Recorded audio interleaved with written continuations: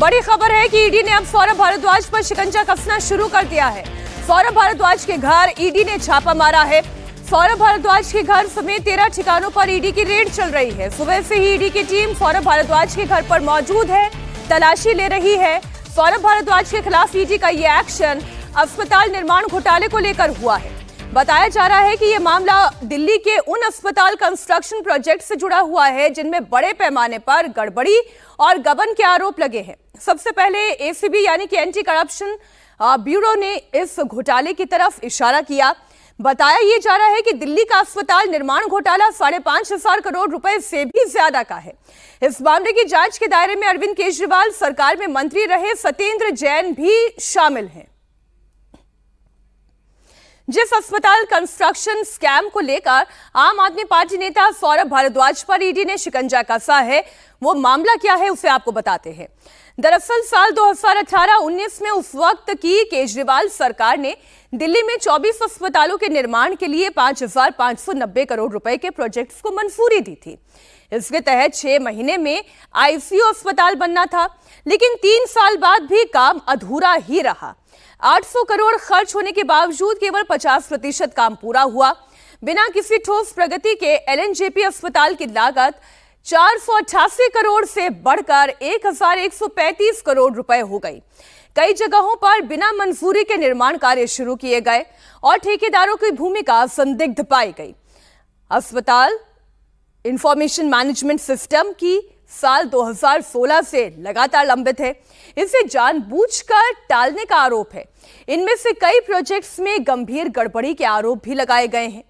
साल 2018-19 में दिल्ली सरकार ने 24 अस्पतालों के निर्माण के लिए 5,590 करोड़ के प्रोजेक्ट्स को मंजूरी दी थी। 6 महीने में आईसीयू अस्पताल बनना था, लेकिन 3 साल बाद भी काम अधूरा रहा।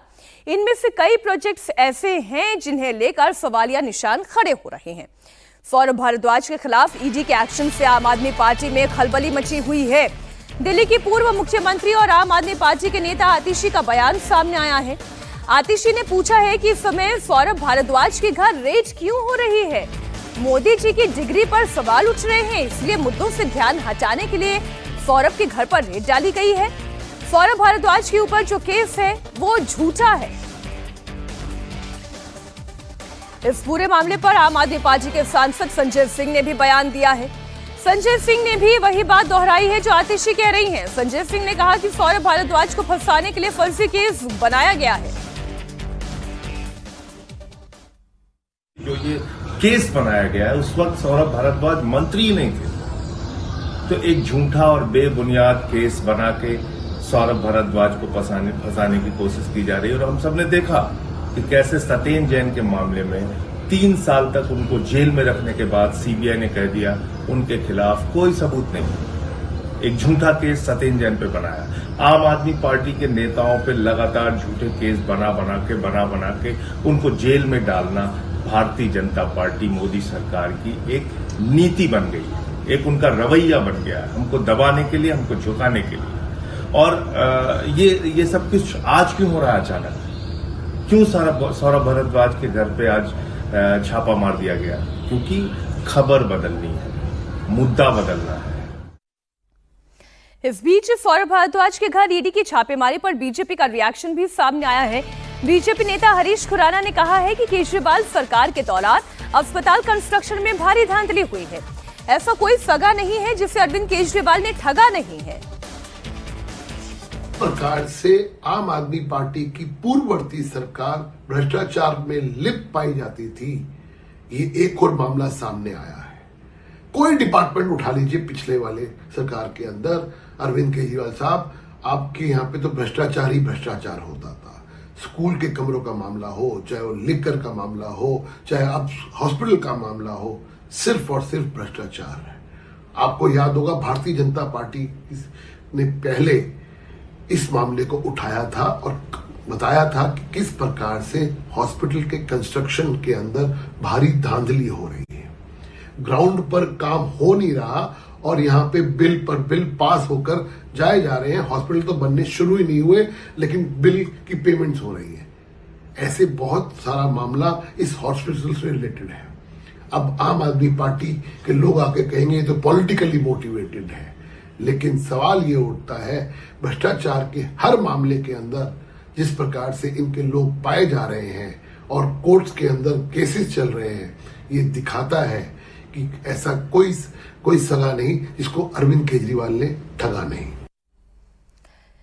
इस वक्त अनामिका गौड़ हमारे साथ जुड़ी हुई हैं। अनामिका, ये मामला तो पॉलिटिकल रूप भी ले रहा है, हमने सारे पॉलिटिकल रिएक्शन सुने, लेकिन दरअसल मामला है कितना गंभीर? सौरभ भारद्वाज पर कितने बड़े आरोप लगे हैं?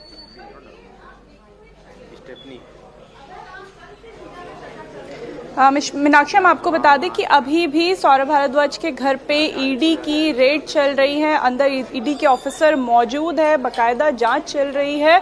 और तस्वीरें आप देखें सौरभ भारद्वाज के घर की, उनके चिराग दिल्ली का घर है। जब वो मंत्री नहीं थे तभी भी यहीं रहते थे और सरकार जाने के बाद सौरभ भारद्वाज अपने पूरे परिवार के साथ इसी घर में रह रहे हैं, जो कि उनके पिताजी का घर है।